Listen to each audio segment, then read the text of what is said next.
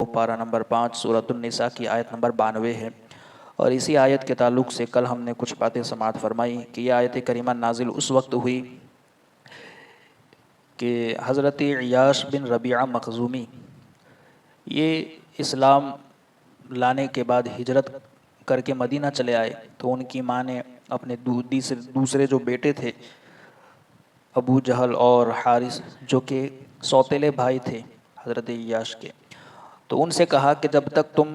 عیاش کو میرے پاس نہ لاؤ گے تب تک نہ میں کھاؤں گی نہ پیوں گی اور نہ سائے میں بیٹھوں گی۔ تو یہ دونوں بھائی ان کی تلاش میں نکل پڑے اور مدینہ آئے۔ مدینے میں ان سے انہوں نے گفتگو کی اور ماں کا سارا حال بتایا کہ اس طریقے سے انہوں نے جزار و فضا کرنے اور بے قراری اور اس طرح سایہ میں نہ بیٹھنے کی بات کی، ساری باتیں بتا کر، اور کہا کہ ہم تمہارے دین کے بارے میں کوئی سوال نہیں کریں گے، تم ہمارے ساتھ چلو۔ اس طریقے سے انہیں مدینے سے باہر لے آئے۔ جیسے ہی مدینے سے باہر لائے تو انہیں باندھ دیا، اور ان میں سے ہر ایک نے، کیونکہ ان کے ساتھ دوسرے حارث بن زید وہ بھی ساتھ میں تھے، تو انہوں نے اور ہر ایک نے 100 کوڑے مارے عیاش کو۔ اس کے بعد ان کو بندھا ہوا ہی ماں کے پاس لائے۔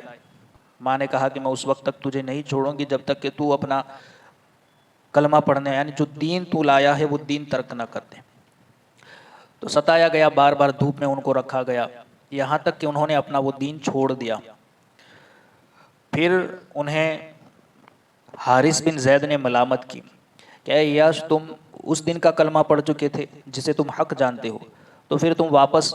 دین چھوڑ کر کیوں چلے آئے؟ اور اگر وہ حق تھا تو تم نے چھوڑ کیوں دیا؟ اور اگر حق نہیں تھا، باطل تھا، تو تم باطل دین پر رہے۔ اس طریقے سے ملامت کی تو انہیں غصہ آیا۔ تو عیاش نے کہا کہ جب مجھے موقع ملے گا تو میں تمہیں ضرور قتل کر دوں گا۔ تو یہ معاملہ ہوا، اور اس کے بعد وہ پھر مسلمان ہوئے اور مسلمان ہو کر واپس مدینہ چلے آئے عیاش۔ اور اس کے بعد حارث بن زید وہ بھی مسلمان ہو گئے اور سرکار کی بارگاہ میں وہ بھی تشریف لے آئے، مگر جس وقت وہ سرکار کی بارگاہ میں آئے حارث، اس وقت وہاں عیاش موجود نہیں تھے اور انہیں اسلام لانے کی خبر بھی نہیں تھی کہ حارث بھی مسلمان ہو چکے ہیں۔ اب چونکہ انہیں غصہ پہلے کا تھا کہ میں تمہیں جب اکیلا پاؤں گا تو قتل کر دوں گا، تو انہیں قباء شریف کے پاس اکیلا پایا حارث کو، تو انہوں نے قتل کر دیا۔ اب جیسے قتل کر دیا تو لوگوں نے کہا کہ عیاش تم نے بہت برا کیا، کیونکہ حارث تو اسلام لے آئے تھے، وہ تو مسلمان ہو چکے تھے۔ تو پھر عیاش جو ہے وہ سرکار دو عالم صلی اللہ علیہ وسلم کی بارگاہ میں حاضر آتے اور ساری باتیں سرکار کی بارگاہ میں عرض کرتے ہیں کہ حضور اس طریقے سے ہوا اور مجھے خبر نہیں تھی یا معلوم نہیں تھا کہ وہ مسلمان ہو چکے تھے۔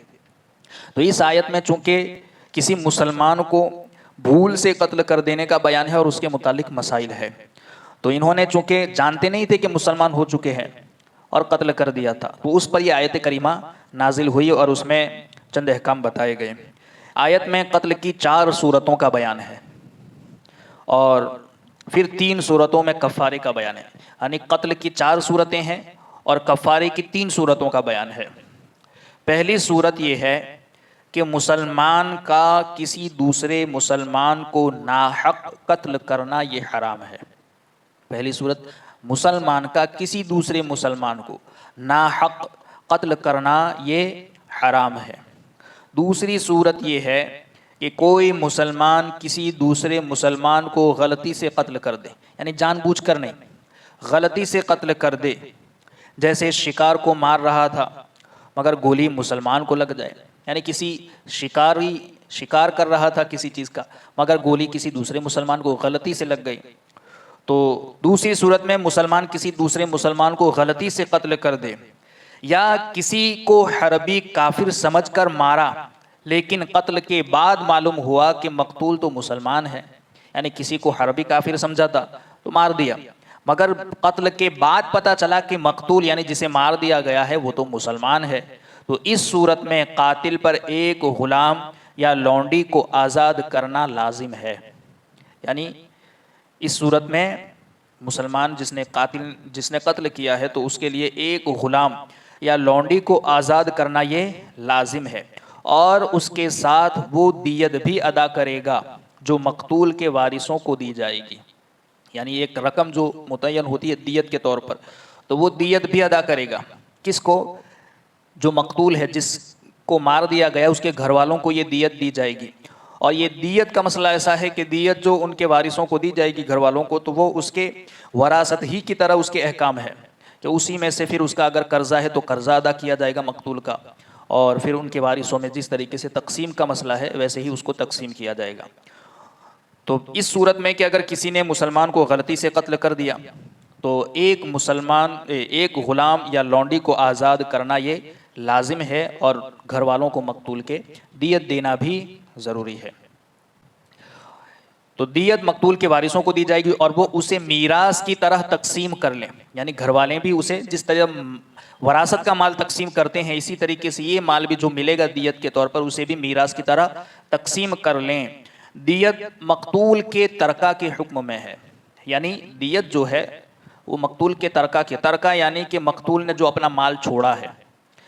مرنے والے نے جو اپنا مال چھوڑ دیا ہے، جیسے وہ چھوڑے ہوئے مال کا حکم ہے ویسے ہی یہ جو دیت کا مال آئے گا اس کا بھی ویسا ہی حکم ہے۔ یعنی اسی مال میں سے اگر اس کا وہ قرض دار تھا کسی چیز کا تو جیسے ترکے کا حکم ہوتا ہے کہ اس میں سے قرضہ ادا کیا جائے گا، بعد میں وراثت تقسیم کی جائے گی، ایسے ہی یہ دیت کا مال آئے گا تو قرض دار تھا تو قرضہ بھی ادا کیا جائے گا۔ دیت مقتول کے ترکہ کے حکم میں ہے، اس سے مقتول کا قرضہ بھی ادا کیا جائے گا اور وصیت بھی پوری کی جائے گی۔ اس نے کسی چیز کی وصیت کی تھی تو اسی مال سے وصیت بھی پوری کی جائے گی۔ ہاں اگر مقتول کے ورثاء دیت معاف کر دے تو وہ معاف ہو جائے گی۔ ہاں مقتول کے گھر والے سامنے والے سے وہ دیت کو معاف کر دیں کہ ہم تمہیں وہ مال معاف کر دیتے، ہم دیت لینا نہیں چاہتے، تو یہ معاف کر دینے سے دیت معاف ہو جائے گی، ورنہ معاف نہیں کریں گے تو دینا ضروری ہوگا۔ کب؟ جب کہ کسی نے کسی دوسرے مسلمان کو غلطی سے قتل کر دیا۔ تیسری صورت یہ ہے کہ اگر وہ مقتول دشمن قوم سے ہو،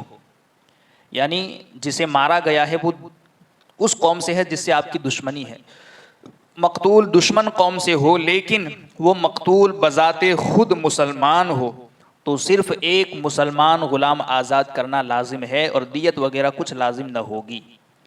یعنی مقتول بذات خود مسلمان ہے مگر اس کا تعلق اس قوم سے ہے جو آپ کی دشمن ہے، تو مقتول بذات خود مسلمان تھا مگر وہ قوم جو ہے وہ دشمن ہے، تو مقتول کو قتل کر دینے کی وجہ سے صرف غلام یا لونڈی آزاد کرنا ضروری ہے، دیت دینا ضروری نہیں ہے۔ تیسری صورت یہ ہے کہ مقتول دشمن قوم سے ہو لیکن وہ مقتول بذات خود مسلمان ہو تو صرف ایک مسلمان غلام آزاد کرنا لازم ہے اور دیت وغیرہ کچھ لازم نہیں ہوگی۔ چوتھی صورت یہ ہے کہ اگر مقتول ذمی ہو یا مسلمان حکومت کی اجازت سے مسلمان ملک میں آیا ہو،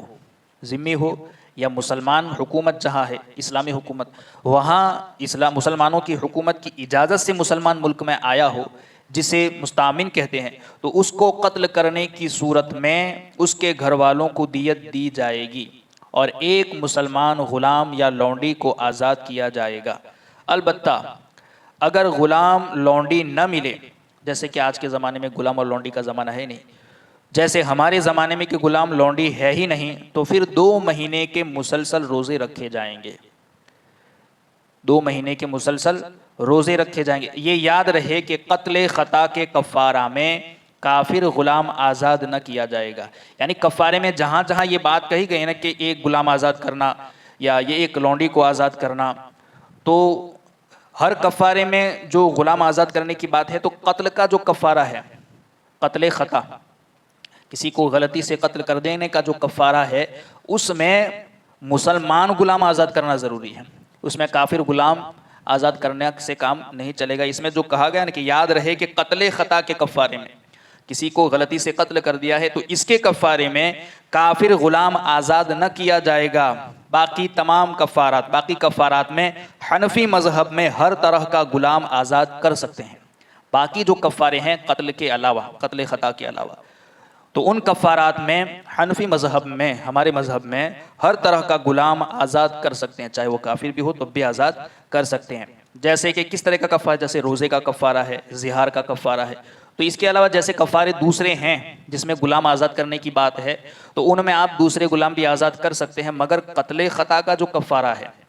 کسی کو غلطی سے قتل کر، تو اس میں مسلمان غلام کو آزاد کرنا ضروری ہے، کافر غلام آزاد نہیں کیا جائے۔ اللہ رب العزت کہی سنی باتوں پر ہم سب کو عمل کی توفیق عطا فرمائے۔ اللہم ربنا نوّر قلوبنا بالقرآن وزین اخلاقنا بالقرآن ونجنا من النار بالقرآن وادخلنا فی الجنة بالقرآن۔ اللہم رزقنا تلاوة القرآن، اللہم اہدنا ہدایت القرآن، اللہم ربنا آتنا شفاعت القرآن، وصلی اللہ تعالی علی خیر خلقہ ونور عرشہ محمد وعلی آلہ واصحابہ اجمعین برحمتک یا ارحم الراحمین۔ یہ تو مسائل تھے کسی کو غلطی سے قتل کر دیا، مسلمان نے کسی دوسرے مسلمان کو غلطی سے قتل کر دیا تو یہ ساری چیزیں ہیں۔ اگر کسی مسلمان نے دوسرے مسلمان کو جان بوجھ کر قتل کر دیا تو اس کے متعلق آگے احکام آئیں گے۔